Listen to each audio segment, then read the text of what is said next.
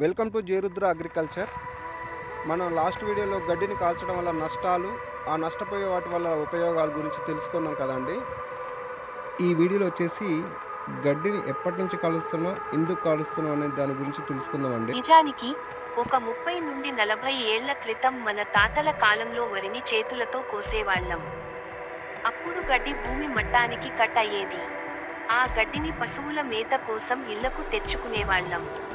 కానీ 1980వ దశకం చివర్లో మరియు 1990లలో ఎప్పుడైతే పెద్ద పెద్ద హార్వెస్టర్ మిషన్లు వచ్చాయో, అప్పటి నుంచి పరిస్థితి మారిపోయింది. మిషన్లు వరి కంకులను పైపైన కోసి, పొడవైన కొయ్యలను పొలంలోనే వదిలేయడం స్టార్ట్ చేశాయి. ముఖ్యంగా 2000 సంవత్సరం ఆరంభం నుంచి ఈ గడ్డిని కాల్చడం అనేది ఒక అలవాటుగా మారిపోయింది. ఎందుకంటే చేతితో ఆ గడ్డిని తీయించాలంటే కూలీల ఖర్చు విపరీతంగా పెరిగిపోయింది. పైగా వరి కోసిన వెంటనే తర్వాతి పంట వేయడానికి రైతులకు కేవలం 10 నుండి 15 రోజుల సమయం మాత్రమే ఉంటుంది. అంత తక్కువ టైంలో పొలాన్ని సిద్ధం చేయడానికి గడ్డిని తగలబెట్టడమే రైతులకు సులువైన దారిగా మారింది.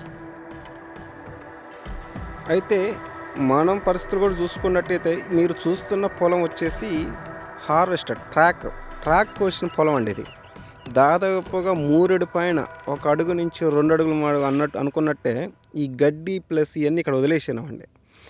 మనం దీన్ని కల్టివేటర్తో దున్నుతున్నప్పుడు గడ్డి చుట్టుకొచ్చి దుక్కి రాదండి. దుక్కి రాకపోతే వేసవి దుక్కి కావాల్సింది లోతు దుక్కి. ఈ లోతు దుక్కి దున్నటం వల్ల ఈ ఉపయోగాల గురించి మళ్ళీ నేను తర్వాత ఒక వీడియోలో చేస్తానండి.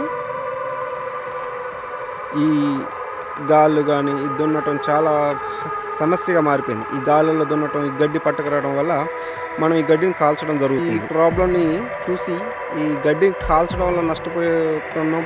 దీనివల్ల చాలా ఉపయోగాలు ఉన్నాయి. గడ్డి కాల్చకుండా మన భూమిని మల్చింగ్ చేసుకుంటే అని తెలుసుకొని నేనేం చేశాన పద్ధతి మీకు చూపిస్తానండి. ఇప్పుడు నేనేం చేస్తున్నానంటే ఇట్లా పొలానికి నీళ్ళు పెట్టి బాగా పొలం మొత్తం గడ్డి మొత్తం నీళ్ళలో మునిగినాక ఇట్లా 4-5 రోజులు ఇలా నాన్నిచ్చి గడ్డిని బాగా నాన్నిచ్చి కలుపు మొక్కలు కానీ ఏదైనా వచ్చినాక దీన్ని దమ్ము చేయడం జరుగుతుంది.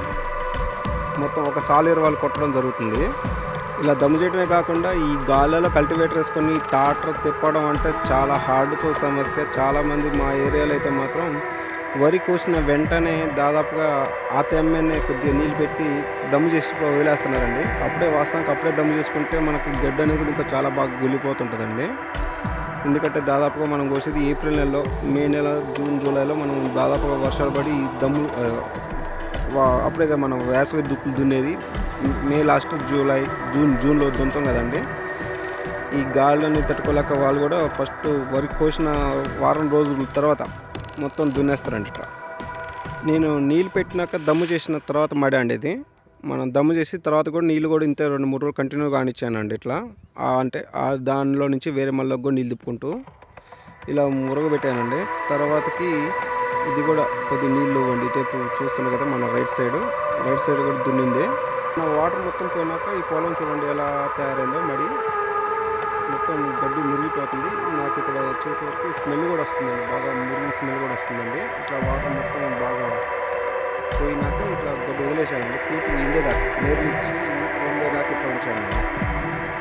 చూస్తున్నారు కదండి, ఇప్పుడు మొత్తం నీళ్ళు ఇచ్చి బాగా డ్రై అయిపోయిందండి భూమి అనేది.